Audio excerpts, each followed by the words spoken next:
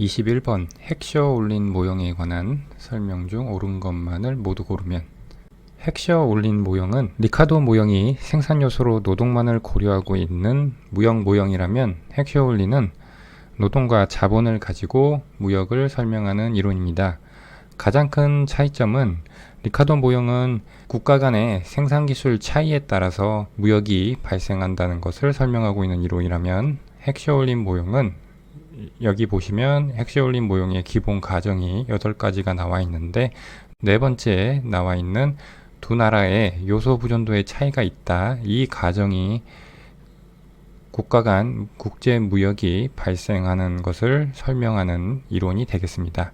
핵시어 올린 모형은 두 개의 나라, 두 개의 상품, 그리고 두 개의 생산 요소, 노동과 자본이 존재한다고 가정하고 있습니다. 그래서 이국, 이재화, 이요소 모형이라고 합니다. 두 번째는 생산 기술에 관한 과정인데, 양국은 동일한 생산 함수를 갖고 있습니다. 세 번째는 효용 함수에 대한 가정입니다. 양국의 효용 함수는 같다, 즉 선호 체계가 같다는 것입니다. 네 번째, 이것이 가장 중요한 가정이죠. 두 나라의 요소 부존도의 차이가 있습니다. 여기서 요소 부존도라고 하는 것은 국가가 가지고 있는 요소 부존량을 의미합니다.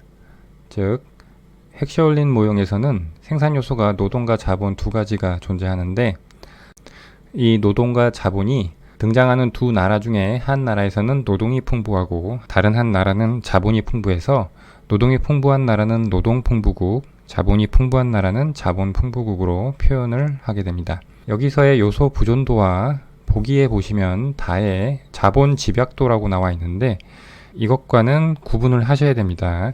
여기서의 자본 집약도는 요소 집약도를 의미하는데, 재화를 생산할 때 나타나는 요소의 결합 비율을 표현할 때 쓰는 용어고, 자본 투입을 상대적으로 노동 투입보다 많이 할 때 자본 집약도가 높다고 하고요. 반대로 노동을 상대적으로 많이 투입해야 되는 재화 생산에 있어서는 노동 집약도가 높다고 표현을 합니다.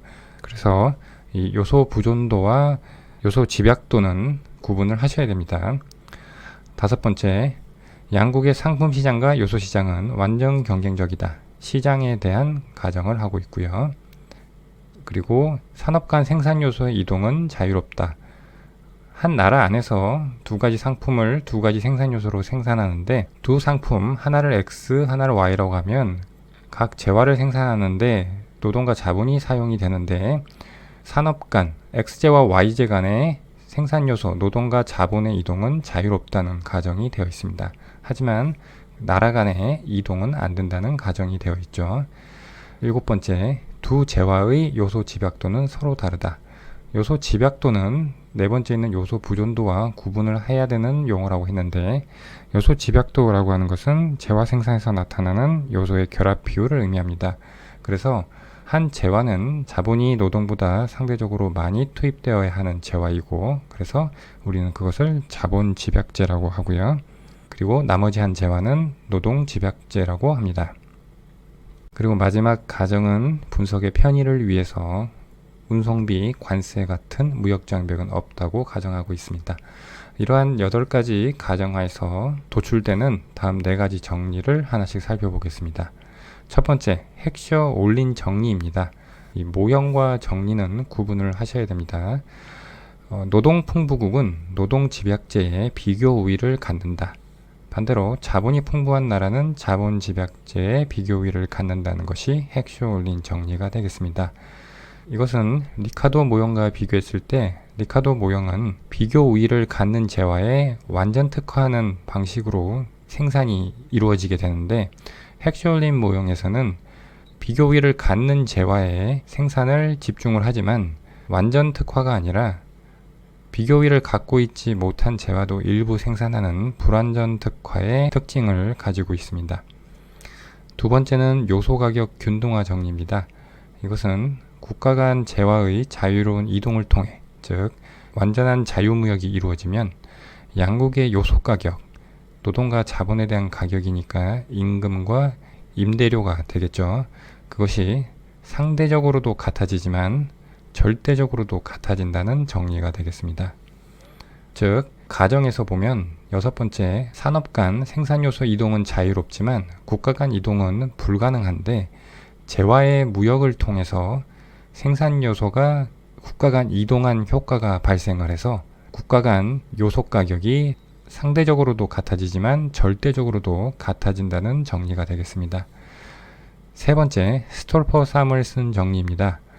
한 재화의 가격 상승은 그 재화 생산에 집약적으로 사용되는 요소의 실질 보수를 상승시키고 다른 요소의 실질 보수를 하락시킨다.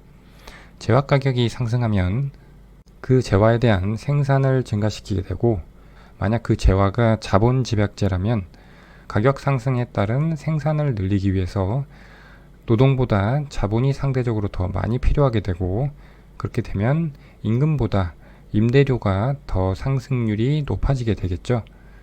그 과정에서 자본의 실질 보수가 상승하게 됩니다. 반대로 다른 요소인 노동의 실질 보수는 하락하게 되겠죠. 그것이 바로 스톨퍼 사무엘슨 정리가 되겠습니다. 마지막으로 립진스키 정리입니다. 소규모 개방 경제 성립하는 정리로 어떤 생산 요소의 부존량이 증가하면 그 생산 요소 집약제의 절대 생산량은 증가하고 다른 생산 요소 집약제의 절대 생산량은 감소한다는 정리가 되겠습니다. 보기를 하나씩 살펴보겠습니다. 가. 생산기술 차이에 따른 국가 간 교육 발생을 설명하는 이론이다. 생산기술 차이에 따라서 국가 간 무역을 설명하는 이론은 리카도 모형이 되겠습니다. 헥셔올린 모형은 이 네 번째 가정에 따라서 두 나라 간 요소 부존도 차이에 의해서 국가 간 교육 발생을 설명하는 이론이 되겠습니다. 이것은 틀린 보기고요. 완전한 자유무역이 이루어지면 양국의 생산요소 가격은 절대적으로 균등화된다. 이것은 헥셔올린 모형의 정리 중에 요소 가격 균등화 정리의 결론이 되겠습니다. 맞는 보기가 되겠고요. 완전한 자유무역이 이루어지면 자본이 풍부한 국가의 자본 집약도는 증가한다. 헥셔올린 정리에 의해서 자본이 풍부한 국가는 자본 집약제의 비교의를 갖습니다. 그래서 자본 집약제에 불완전 특화를 해서 상대국에 자본 집약제를 수출을 하게 되는데 그 재화의 교역전 가격보다 더 높은 가격으로 수출을 하게 됩니다. 그렇게 되면 스톨퍼 사무엘슨 정리에 의해서 자본 집약제 가격이 상승은 그 재화 생산에 집약적으로 사용되는 요소, 즉 자본에 대해서 실질 보수를 상승시키고 다른 요소인 노동의 실질 보수를 하락을 시킵니다. 그렇게 되면 기업 입장에서는 가격이 상승한 자본의 사용량을 줄이고 가격이 하락한 노동의 사용량을 늘리게 됩니다. 그렇게 되면 자본 집약도가 감소하게 되는 것이죠. 그런데 다에서는 자본 집약도가 증가한다고 했으니까 틀린 보기가 되겠습니다. 따라서 옳은 것만을 모두 고르면 이라고 했으니까 답은 2번이 되겠습니다. 22번, 엑셀을 교육하는 수입국과 수출국에 관한 다음 설명 중 옳은 것만을 모두 고르면 단 수요곡선 우하향, 공급곡선 우상향한다. 가. 교육 이후 수출국의 X제 가격은 상승하나 수입국의 X제 가격은 하락한다. 일반적인 내용을 설명하고 있고요. 나와 다는 대국과 소국에 있어서 수입관세의 성격을 묻고 있고요. 라는 수출 보조금에 대해서 설명하고 있는 보기가 되겠습니다. 가부터 하나씩 살펴보겠습니다. 문제에서 주어진 가정대로 수입국과 수출국, 나라 두 개가 존재하고 엑셀을 교육하는 상황을 그려보았습니다. 먼저 A국을 보면 A국에서는 X에 대한 국내 수요 곡선과 국내 공급 곡선이 그려져 있고요. 그래서 PX0에서 가격이 형성되어 있었습니다. 그리고 B국은 역시 국내 수요 곡선과 공급 곡선이 그려져 있고 PX2에서 가격이 형성되어 있었습니다. PX0와 PX2를 비교를 하면 A국의 X제 국내 균형 가격이 더 낮으니까 A국이 수출국이 되고요. B국은 수입국이 되겠습니다. 그리고 가운데를 보시면 X제 국제시장의 그래프가 그려져 있습니다. 우상향하는 수출 공급 곡선과 우하향하는 수입 수요 곡선이 그려져 있습니다. 수출 공급 곡선은 수출국에서 PX0보다 가격이 상승을 하면 공급량이 수요량보다 많아지는 초과 공급이 발생하게 됩니다. 그래서 이 초과 공급량을 X의 가격 상승에 따라서 우상향하는 모습으로 그린 곡선이 수출 공급 곡선이 되고요. 반대로 수입국에서의 상황을 봤을 때 PX2보다 X의 가격이 하락할 때 공급량보다 수요량이 많아지는 초과 수요의 상태가 되고요. 그래서 이 초과 수요된 상태만큼 B국은 X를 수입하게 되는데 그 그래프가 바로 우하향하는 수입 수요 곡선이 되겠습니다. 그래서 국제시장에서 수출 공급 곡선과 수입 수요 곡선이 만나는 이 점에서 X에 대한 국제 균형 가격이 결정이 되고요. 그것이 PX 스타가 되겠고요. 그리고 국제 무역량은 X 스타가 되겠습니다. 결과적으로 교역 이후에 수출국의 X의 가격은 PX 제로에서 PX 스타로 상승을 하고요. 수입국의 X의 가격은 PX2에서 PX 스타로 하락을 하게 되겠습니다. 따라서 보기 가는 맞는 보기가 되겠고요. 그 다음 나 다는 수입 관세에 대한 내용입니다. 먼저 대국에 대해서 분석을 해보겠습니다. 문제에서 주어진 대로 수요 곡선은 우하향하고 공급 곡선은 우상향하는 모습이 그려져 있고요. 최초의 국제시장 가격을 P0 스타라고 했을 때 대국은 이 P0 스타라는 가격 하에서 S1만큼 생산을 하고 D1만큼 수요를 하기 때문에 S1과 D1의 길이만큼 수입을 하고 있었습니다. 그런데 이 상황에서 이 국가가 수입재 한 단위에 대해서 T만큼의 종량 관세를 부과를 했다고 해보겠습니다. 이 나라는 대국이기 때문에 관세를 부과하면 국제시장 가격이 변하게 됩니다. 대국은 말 그대로 국제시장에서 차지하는 비중이 큰 나라이니까 관세가 부과돼서 X에 대한 수요가 감소하게 되면 세계시장 수요에 영향을 미쳐서 국제시장 가격도 하락하게 됩니다. 그래서 P0 스타에서 P1 스타로 국제시장 가격이 하락하게 되고 대국의 국내 소비자들은 이 P1 스타 가격에 관세 T만큼 증가한 PD라는 가격에 직면해서 소비를 하게 됩니다. 공급량은 S2만큼 공급하게 되고요. 그리고 수요량은 D2로 변하게 되는데 따라서 수입량이 S1, D1의 길이에서 S2, D2의 길이로 감소하게 됩니다.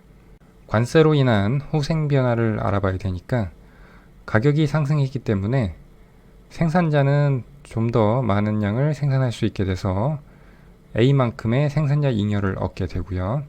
하지만 소비자는 가격이 상승했기 때문에 A, B, C, D만큼의 소비자 잉여의 감소를 가져오게 됩니다. 그리고 이 국가는 수입량 S2, D2의 관세 T만큼을 곱한 C 더하기 E만큼의 관세 수입을 얻게 됩니다. 그래서 대국의 후생 손실을 계산을 해보면 E-B 플러스 D가 되는데 관세 부과로 인해서 수입재인 X재의 가격이 P0 스타에서 P1 스타로 하락하기 때문에 수출재 가격은 그대로인 상태에서 수입재 가격이 하락하니까 이 대국은 교역 조건이 개선이 돼서 이만큼의 이익은 교역 조건이 개선돼서 얻는 이익이라고 볼 수 있고요. 그 다음 이 B 부분은 이 나라가 관세 부과로 인해서 수입량이 감소했죠. 수입량이 감소한 만큼 수입 대체재 생산을 증가시켰는데 그럼에 따라서 발생하는 생산 왜곡 손실이 되겠습니다. 즉, 이 나라의 X재 수입을 대체할 수 있는 재화에 대한 생산 비용은 P0 스타여서 S1까지만 생산하는 것이 효율적인데 관세 부과로 인해서 가격이 상승해서 이만큼 더 생산을 늘리게 된 것이죠. 그래서 이 부분은 생산 왜곡에 따른 후생 손실이 되겠고요. 그리고 D 부분은 관세 부과로 인한 가격 상승으로 소비가 감소했기 때문에 발생하는 소비 왜곡 손실이 되겠습니다. 결론적으로 대국에 있어서의 관세의 효과는 E와 B 플러스 D의 대소관계에 따라서 결과가 달라지게 되는데 E가 더 크다면 후생은 증가할 것이고 B 플러스 D가 더 크다면 후생은 감소하게 될 것입니다. 보기 나를 보면 대국인 수입국이 수입관세를 부과할 경우 수입국의 후생 변화는 불분명하다. 즉 E와 B 플러스 D의 대소관계에 따라서 불분명하기 때문에 나는 맞는 보기가 되겠습니다. 그 다음 보기 다는 소국에 대해서 물어보고 있습니다. 소국의 관세 부과 전 국제시장 가격은 P스타라고 할 때 관세를 부과를 하면 국내 가격이 PD로 변하게 됩니다. 이 나라는 소국이기 때문에 관세를 부과해서 X제에 대한 소비량이 감소하지만 국제시장 가격에 영향을 미치지 못하기 때문에 이 P스타는 유지된 상태에서 관세가 더해진 국내 시장 가격이 PD로 그냥 T만큼 증가하게 되는 것이죠. 그렇게 될 경우에 이 나라의 후생 변화를 살펴보면 먼저 가격 상승에 따라서 생산량이 늘어나서 A만큼의 생산자 잉여가 발생을 하고요. 그리고 가격 상승에 따른 소비 감소로 소비자는 A, B, C, D만큼의 잉여의 감소를 가져오게 됩니다. 그리고 수입량이 S1, D1에서 S2, D2로 감소하게 되는데 수입량의 관세를 곱한 이 C 부분만큼의 관세 수입을 정부가 얻게 됩니다. 그래서 나라 전체적으로 후생 손실을 살펴보면 마이너스 B, 마이너스 D로 무조건 소국 입장에서는 관세 부과가 손실을 가져옴을 알 수가 있습니다. 보기를 보면 소국인 수입국이 수입관세를 부과할 경우 수입국에서 소비자는 손실을 보고 소비자 잉여가 감소했죠. 생산자는 이득을 얻는다. 생산자 잉여는 증가를 했습니다. 그래서 다도 맞는 보기가 되겠습니다. 보기 라는 수출 보조금에 대해서 묻고 있는데 대국과 소국을 특별히 구분해서 묻지 않았기 때문에 소국을 먼저 알아보도록 하겠습니다. 수출 보조금이라고 하는 것은 수출을 촉진시키기 위해서 정부가 수출에 대해서 보조금을 지급하는 제도가 되겠습니다.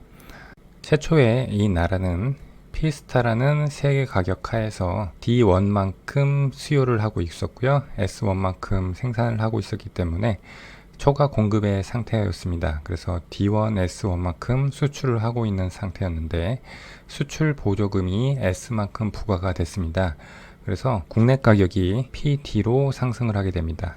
이 경우 수요량은 D1에서 D2로 감소하게 되고 생산량은 S1에서 S2로 증가를 하게 돼서 초과 공급량이 D1, S1에서 D2, S2로 증가하게 되고 수출이 증가하게 됩니다. 이 경우 이 소국의 후생 변화를 알아보면 먼저 생산자 잉여는 국내 가격 상승에 의해서 생산량이 증가하고 그래서 A, B, C만큼의 생산자 잉여가 증가하게 됩니다. 하지만 소비자는 가격이 상승하기 때문에 A, B만큼의 잉여 손실을 갖게 됩니다. 그리고 D2, S2만큼의 수출을 하는데 정부가 보조금 S만큼 지출을 하니까 B, C, D만큼의 수출 보조금이 발생하게 되겠습니다. 그래서 정리를 하면 이 사회에서는 B와 D의 후생이 감소하게 됩니다. 여기서 B, D는 각각 살펴보면 B 같은 경우에는 국내 가격이 상승함에 따라서 소비가 줄게 돼서 발생하는 소비 왜곡에서 오는 손실이 되고요. D는 효율적인 생산량보다 더 생산을 늘림에 따라서 발생하는 생산 왜곡 손실이 되겠습니다.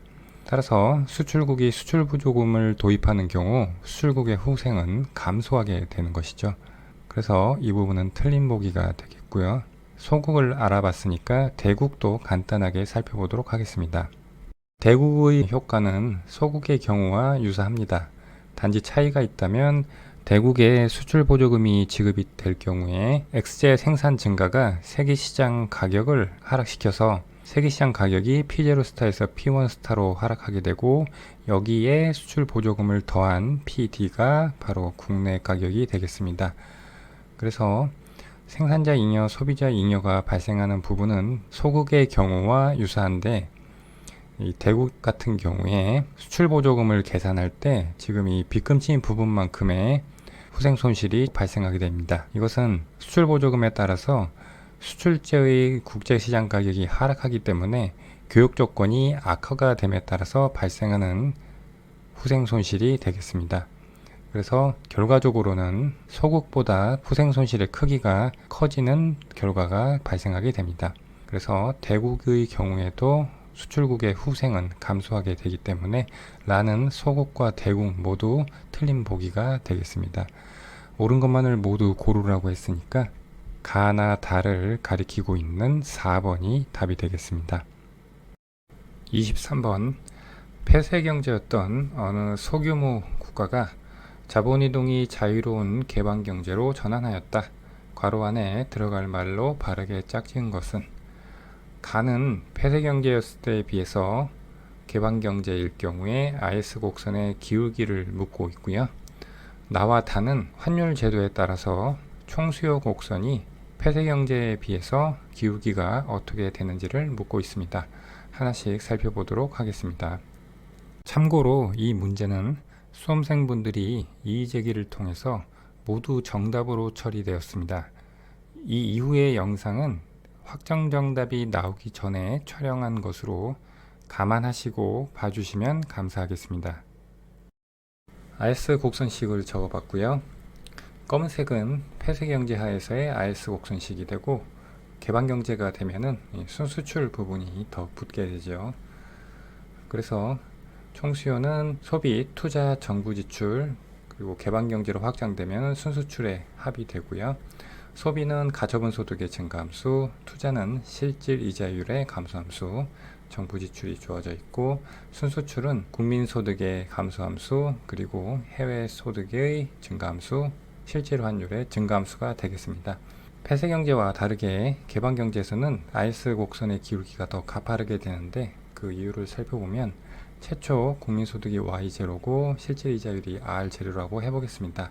이 상태에서 국민소득이 Y0에서 Y1으로 증가했을 때 국민소득이 증가하고 그리고 가처분 소득도 증가하니까 소비도 증가하게 되겠죠. 그런데 소비는 한계 소비 성향만큼만 증가하니까 좌변이 아직까지는 우변보다는 크게 되죠. 그러면 우변에서 균형을 맞춰주기 위해서 증가해야 될 요인을 찾아야 되는데 그것은 이 실질 이자율 감소로 투자가 증가해서 재화시장의 균형식인 IS 곡선식이 성립하게 되는 것이죠. 그래서 그래프상에서 소득이 증가할 때 이자율이 감소해서 우하향하는 그래프의 모양이 되고요. 그런데 개방경제가 되면은 이 부분이 더 추가되는데 국민소득이 Y0에서 Y1으로 증가할 때 역시 가처분 소득이 증가하니까 소비도 증가하고 그리고 개방경제이기 때문에 순수출에서 이 Y가 증가해서 순수출이 감소하게 되죠. 수입이 늘어나게 되니까 순수출이 감소하게 되고 그러면 좌변과 우변의 균형이 맞으려면 이 부분이 증가해야 되는데 폐쇄경제에 비해서 순수출의 감소를 상쇄할 정도로 투자가 증가해야 되니까 실질이자율은 폐쇄경제보다 더 많이 하락을 해서 투자가 더 크게 증가를 해야 좌변과 우변이 일치하는 균형 상태가 되겠죠. 그래서 개방경제의 IS 곡선은 국민소득이 Y0에서 Y1으로 증가할 때 폐쇄경제보다 더 실질이자율이 하락을 해야 균형이 되는 모습이 되겠습니다. 보기 가에 IS 곡선은 폐쇄경제였을 때에 비해 더 가파른 기울기를 갖는다가 답이 되겠습니다. 그래서 1번에서 3번까지가 일단 정답의 대상이 되고요. 이것은 또 다른 방식으로도 설명을 할 수가 있습니다. 이자율이 동일하게 떨어진다고 했을 때 Y가 커지는데 개방경제에서는 수입 증가로 인해서 순수출이 감소해서 총수요 감소 효과가 나오게 되는데 따라서 똑같이 이자율이 하락한다고 해도 Y의 증가가 폐쇄경제보다 덜 일어나게 되는 것입니다. 그래서 이런 방식으로도 IS 곡선이 개방경제가 폐쇄경제보다 더 가파른 기울기를 갖는다는 것을 설명할 수가 있겠습니다. 그 다음 나, 다를 보겠습니다. 보기 나와 다는 환율제도에 따라서 AD 곡선이 폐쇄경제에 비해서 개방경제에서 어떤 기울기를 갖는지를 묻고 있습니다. 변동환율제도부터 한번 알아보도록 하겠습니다. 먼저 모형을 설정해 보겠습니다. 문제에서 특별하게 모형에 대한 얘기가 없기 때문에 표준적인 ISLN BP 모형을 통해서 문제에 접근해 보도록 하겠습니다. IS 곡선은 생산물 시장의 균형식이고 이것은 아까 보기 가를 살펴봤을 때와 동일한 식이 되겠고요. 그 다음 LM 곡선은 화폐 시장의 균형식인데 실질화폐 공급과 실질화폐 수요가 균형을 이루고 있는 식이 되겠습니다. 그리고 화폐 수요는 국민소득의 증가함수고 이자율의 감소함수가 되겠습니다. 그리고 국제시장 균형식인 BP 곡선인데 이것은 문제에서 소규모 국가라고 했기 때문에 국제시장 이자율을 그대로 받아들이는 식으로 설정을 하겠습니다. 그래서 이 식대로 그래프를 그려보면은 실질 이자율과 국민소득 평면에서 우하향하는 IS 곡선이 그려져 있고요. 좀 더 완만한 IS 곡선이 폐쇄경제 하의 IS 곡선이고, 가파른 빨간색의 IS 곡선이 개방경제 하에서의 IS 곡선이 되겠습니다. 그리고 LM 곡선은 우상향하는 모습을 가지고 있고요. BP 곡선은 세계시장 이자율 R스타에서 수평인 선으로 그려지게 되겠습니다. 이것을 기본으로 해서 보기 나와 다를 살펴보도록 하겠습니다. LM 곡선도 지금 실질이자율 평면에 그려져 있는데, 인플레이션율이 제로라는 가정하에서 피셔 방정식에 의해서 실질이자율과 명목이자율이 같다고 가정을 하고 논리를 전개해 나가도록 하겠습니다. 자, 변동환율 제도 하에서의 개방경제 총수요 곡선을 한번 도출해 보겠습니다. 총수요 곡선을 도출하기 위해서 우리는 물가 수준이 하락하는 경우에 폐쇄경제와 개방경제의 총수요 곡선을 각각 도출해서 기울기의 차이를 보겠습니다. 물가 수준이 하락하게 되면 실질 앞에 공급이 증가합니다.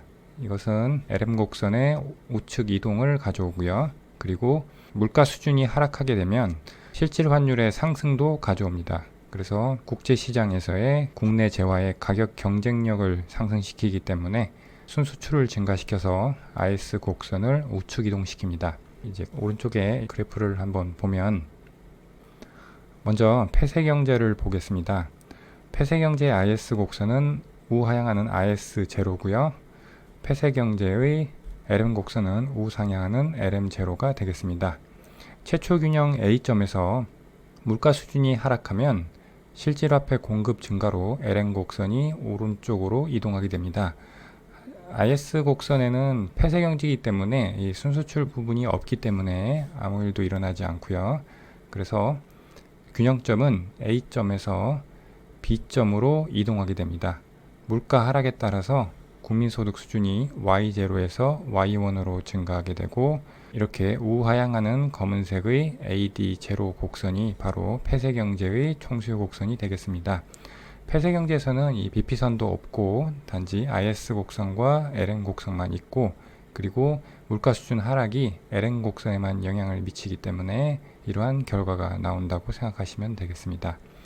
그 다음 개방경제를 보겠는데, 개방경제의 IS 곡선은 폐쇄경제의 IS 곡선보다 가파른 기울기를 갖게 되죠. 그래서 빨간색 IS1이 최초의 균형점 A를 지나는 IS 곡선이 되고요. 그리고 LM 곡선은 동일하다고 가정을 하고 BP 곡선이 수평으로 그려져 있는 상태에서 출발을 해보겠습니다. 초기 균형 A에서 물가 수준이 하락했다고 해보겠습니다. 물가 수준이 하락하면 실질화폐 공급이 증가하고 실질 환율이 상승해서 LM 곡선과 IS 곡선이 우측으로 이동하게 되는데, 화폐 시장과 생산물 시장 중에 물가 수준 하락에 따라서 화폐 시장의 조정 속도가 더 빠르다는 가정하에 분석을 진행해 보겠습니다.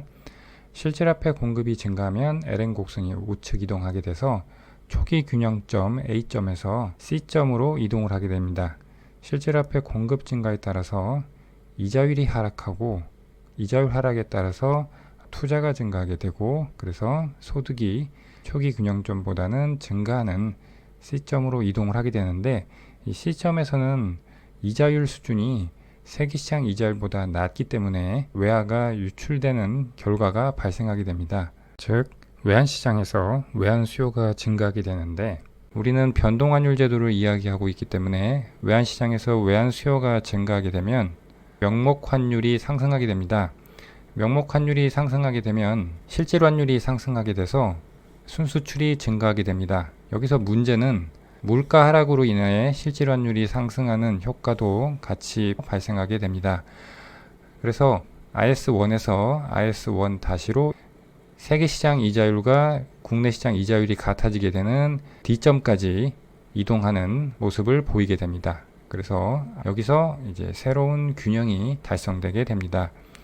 즉, 개방경제에서는 물가 수준 하락에 의해서 A점에서의 국민소득인 Y0에서 D점에서의 국민소득인 Y2로 증가하기 때문에 개방경제의 총수요 곡선은 폐쇄경제의 총수요 곡선보다 완만한 기울기를 가지게 됩니다. 이제 그 다음으로 고정환율 제도 하에서 개방경제 총수요 곡선을 살펴보겠습니다. 고정환율 제도 하에서의 개방경제 총수요 곡선입니다. 변동환율 제도와 차이점이 있다면 환율이 고정이기 때문에 대내 시장의 이자율과 세계 시장 이자율 간의 차이가 발생했을 경우에 환율 조정을 통해 균형으로 가는 것이 아니라 중앙은행이 통화량 조절을 통해서 환율을 유지하는 방식으로 균형을 찾아가게 됩니다. 그 점에 유의해서 살펴보면 역시 앞에서와 마찬가지로 A점이 초기 균형점입니다. 그래서 폐쇄 경제를 먼저 보면 IS0와 LM0가 만나는 A점에서 시작을 하게 되고요. 물가가 하락하게 되면 실제로 앞에 공급 증가로 인해서 LM 곡선이 우측으로 이동하게 되고 균형점은 B로 이동하게 됩니다. 그렇게 돼서 아래 보시다시피 물가 수준이 하락했을 때 검은색의 우하향하는 AD0 곡선이 바로 폐쇄 경제 하에서의 총수요 곡선이 되겠습니다. 그 다음 개방경제를 알아보면 개방경제의 IS 곡선은 역시 폐쇄 경제의 IS 곡선보다 더 가파른 기울기를 갖는 곡선이 되어야 되겠죠. 그래서 IS1이 되고요. 그 다음에 LM0, 그 다음 BP 곡선이 만나는 A점에서 출발을 하게 됩니다. 물가가 하락을 하게 되면 먼저 LM 곡선이 우측으로 이동하게 되고 그래서 단기적으로 대내 균형점이 C점에 머무르게 됩니다. 이 시점에서는 역시 해외 시장 이자율보다 대내 시장 이자율이 더 낮기 때문에 외환 시장에서의 외환 수요 증가에 따른 환율 상승 압력을 받게 됩니다. 하지만 통화당국인 중앙은행이 고정환율을 유지하기 위해서 외환 시장에 외환을 공급하고 원화를 매입하게 됩니다. 그렇게 돼서 국내 통화량이 감소하게 됩니다. 그 결과 LM 곡선이 좌측으로 이동하게 됩니다. 그리고 물가 하락의 또 다른 영향인 실질 환율 상승에 따른 IS 곡선의 우측 이동이 발생을 해야 되는데 그것은 IS1에서 IS1-로 이동하는 모습으로 그려져 있고요. 그래서 통화당국 개입에 의한 LM 곡선의 좌측 이동과 실질 환율 상승에 의한 IS 곡선 우측 이동을 통해서 D라는 점에서 대내 균형과 대외 균형이 일치하는 새로운 균형이 성립이 되고요. 그런데 이 D점의 국민소득을 보면은 폐쇄 경제에서의 균형점에서의 국민소득인 Y1보다 더 작은 국민소득 Y2가 형성됨을 보여주고 있습니다. 그래서 이 케이스 같은 경우에는 폐쇄 경제의 AD 곡선보다 개방 경제의 AD 곡선이 가파른 모습을 갖게 되겠습니다. 그 다음 이 오른쪽을 보시면 여기서도 폐쇄 경제 하에서 도출된 총수요 곡선은 왼쪽 그림과 동일하고요. 단지 차이점이 있다면 IS 곡선의 이동폭, 즉 물가 하락에 따라서 실질 환율이 상승해서 순수출이 증가하는 그 영향폭이 왼쪽보다 좀 더 크게 나타나는 케이스입니다. 이 경우에는 개방경제에 있어서 물가 하락 시 최종 균형인 D점에서의 국민소득이 폐쇄경제 하에서의 물가 P1에서의 국민소득 Y1보다 더 큰 모습을 보여주고 있습니다. 그래서 이 경우에는 개방경제의 AD 곡선이 폐쇄경제의 AD 곡선보다 완만한 모습을 보여주고 있습니다. 우리가 앞에서 살펴본 변동환율 제도 같은 경우에는 LM 곡선이 BP 곡선과 만나는 점이 최종 균형이 되는데 고정환율 제도 하에서는 IS 곡선과 BP 곡선이 만나는 점이 최종 균형이 됩니다. 따라서 IS 곡선의 이동폭에 따라서 물가 하락에 따른 국민소득의 증가폭이 달라지게 되고 그래서 이러한 차이가 나오게 되는 것입니다. 다시 보기로 돌아와서 가부터 하나씩 살펴보면 IS 곡선은 폐쇄 경제였을 때에 비해서 더 가파른 기울기를 가졌죠. 그래서 이 세 개 중에 하나가 되겠고요. 그 다음 변동환율 제도를 채택한다면 AD 곡선은 폐쇄 경제였을 때에 비해 더 완만한 기울기를 가졌죠.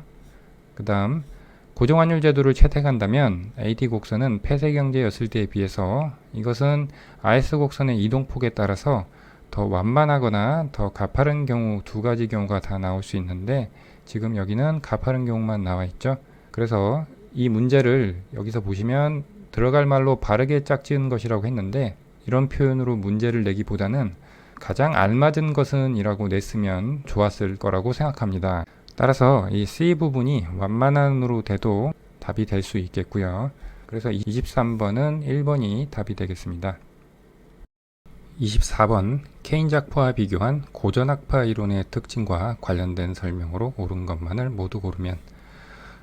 고전학파와 케인작파의 차이점에 대해서 기술이 되어 있는데요. 이것은 작년에도 고전학파 케인작파를 비교하는 문제가 출제가 되었었습니다.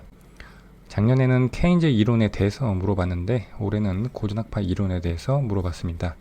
지금 이 양 학파 간의 차이에 대해서는 작년 문제 링크를 문제 설명란에 걸어 놓겠습니다. 그래서 바로 보기를 하나씩 보도록 하겠습니다. 가격이 신축적이다. 케인작파와 고전학파의 가장 큰 차이가 되는 것이 가격이 신축적이냐 경직적이냐에 대한 관점의 차이죠. 고전학파는 가격이 신축적이라고 봤고요. 따라서 가는 맞는 보기고요. 총 공급 곡선이 수평이다. 고전학파는 여기 노동시장을 보시면 완전 고용 상태의 경제가 있다고 봤고요. 그래서 경제에 존재하는 실업은 자발적 실업만 존재한다고 봤습니다. 그래서 총 공급 곡선이 완전 고용 국민소득 수준에서 수직으로 봤습니다. 여기서 총 공급 곡선이 수평이라고 하는 것은 총 공급이 특정한 물가 수준 하에서 무한정 공급될 수 있는 단기적인 상황을 의미하고요. 이것은 케인작파의 견해가 되겠습니다. 나는 틀린 보기가 되겠고요. 화폐 공급의 증가는 총 생산에 영향을 미치지 못한다. 이것은 화폐 시장에 보시면 화폐 중립성이 있죠. 그래서 화폐 유통 속도 V와 실질 국민소득 스몰 y가 일정하다고 가정을 하기 때문에 통화량의 증가는 물가의 상승만 유발하게 됩니다. 그래서 다는 고전학파의 이론이 되겠고요. 맞는 보기입니다. 재정정책의 변화가 총생산에 미치는 영향을 강조한다. 이것은 총수요 충격을 줄 수 있는 요인 중에 재정정책의 변화의 효과에 대한 설명입니다. 그래서 경기 변동의 원인 쪽을 보시면 케인작파가 총수요 충격을 강조를 했죠. 그래서 대공황 때 대규모의 재정 지출을 통해서 유효수요 부족을 해소하려고 했습니다.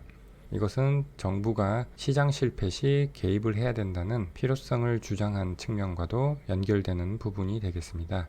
즉, 이라는 케인작파에 대한 설명이죠. 그래서 틀린 보기가 되겠고요.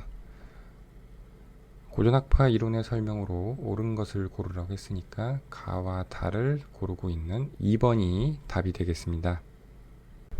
25번 디플레이션에 대처하기 위한 경제정책에 대한 입장과 학파를 바르게 짝지은 것은. 가나 다는 경제정책에 대한 입장이 나와 있고요. 그리고 보기에는 학파들이 나와 있는데 세 가지 학파가 나와 있습니다. 세고전학파, 통화주의 학파, 케인즈학파. 그래서 각 학파가 주장했던 내용의 키워드를 잘 찾아서 풀면 되는 문제가 되겠습니다. 가부터 보겠습니다. 정부 정책에 대해 민간이 충분히 신뢰하는 상황이라면 통화량을 늘릴 계획을 발표하는 것으로 충분하다. 민간의 정부 정책에 대한 신뢰를 중시하는 학파의 입장이고요. 이것은 정부가 민간에 신뢰를 주고 민간의 기대를 정책에 반영해서 그것이 정부의 정책 효과로서 나타난다는 것을 주장하는 것으로 세고전 학파의 입장입니다. 세고전 학파는 합리적 기대를 가정합니다. 합리적 기대라고 하는 것은 이용 가능한 모든 정보를 활용해서 기대를 하는 것을 의미하고요. 대표적인 학자로는 루카스가 있습니다. 세고전 학파는 거시경제학의 미시적 기초를 강조했습니다. 즉, 경제 주체들이 합리적 기대를 통해서 동태적 최적화를 통해 경제 활동을 한다고 가정을 했습니다. 그 다음 다를 같이 보겠습니다. 나는 디플레이션의 원인은 통화에 있다고 되어 있고요. 다는 디플레이션의 원인은 유효수요 부족에 기인한다고 되어 있습니다. 디플레이션이 역사에서 나타난 대표적인 상황이 1930년대 세계 대공황이죠. 이때 케인즈는 투자나 정부 지출을 통해서 적극적으로 총수요를 조정해야 된다고 했습니다. 이러한 케인즈의 주장은 재량에 의한 정책 주장에 가깝고요. 재량에 의한 정책이라는 것은 그때그때 상황에 따라서 정책 담당자가 적절하다고 판단하는 정책을 시행하는 것을 의미합니다. 그 다음 통화주의 학파인데요. 이 통화주의 학파는 케인즈 학파와 다르게 케인즈 학파가 실물적 측면을 중시했다면 통화량 증가와 같은 화폐적 측면을 중시했습니다. 대표적인 학자로는 밀턴 프리드만이 있는데요. 이 밀턴 프리드만은 인플레이션은 언제 어디서나 화폐적 현상이다 라고 해서 인플레이션의 원인이 화폐, 즉 통화에 있다고 주장을 했습니다.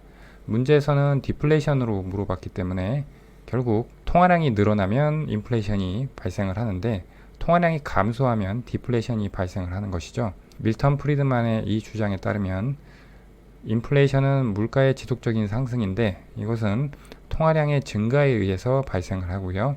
그럼 반대로 디플레이션은 물가의 지속적인 하락인데 그것은 밀턴 프리드만의 이 견해에 따르면 통화량이 감소했기 때문에 발생하는 현상이 되겠습니다. 이러한 통화주의 학파는 준칙에 의한 정책을 주장했는데 준칙에 의한 정책이란 것은 각 경제 상황에 따른 정책을 미리 규정을 해놓고 즉 룰을 미리 정해놓고 실제로 어떤 상황이 벌어졌을 때 미리 준비한 룰에 따라서 정책을 수행해 나가는 방식을 의미합니다. 그래서 나에서는 디플레이션 원인이 통화에 있다고 해서 통화량을 늘리고 준칙에 따른 통화 정책을 수행하면 된다고 그랬죠. 그래서 나는 통화주의 학파에 대한 내용이 되겠고요. 다는 디플레이션 원인이 유효 수요 부족에 있다고 되어 있고 재정 정책을 통해서 소득을 확대시켜야 한다라고 되어 있으니까 이것은 케인즈학파에 대한 설명이 되겠습니다. 그래서 가나 다가 순서대로 세고전학파, 통화주의학파, 케인즈학파가 되겠고요. 따라서 25번의 답은 1번이 되겠습니다.